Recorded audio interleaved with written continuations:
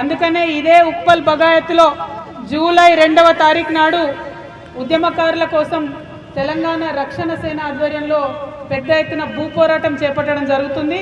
ఆ భూపోరాటంలో ఉప్పల్లో ఉన్న మొత్తం అందరు కూడా ఉద్యమకారులు రావాలి, పాల్గొనాలని మేము మిమ్మల్ని రిక్వెస్ట్ చేస్తూ ఉన్నాం.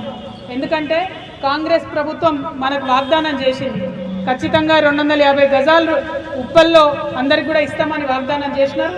ఆ వాగ్దానం వాళ్ళు మర్చిపోయి 3 ఏళ్ళు అవుతుంది కాబట్టి ఈ భూ పోరాటం చేయడం జరుగుతుంది.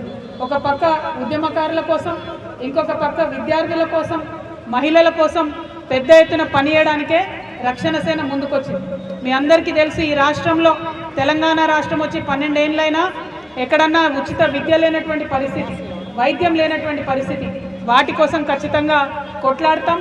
తప్పకుండా మీ దయతోని రక్షణ సేన అధికారంలోకి వచ్చిన తర్వాత ఉచితంగా విద్య, వైద్యం రాష్ట్ర ప్రజలందరికీ కూడా అందిస్తామని ఈ సందర్భంగా తెలియజేస్తూ ఉన్నాం.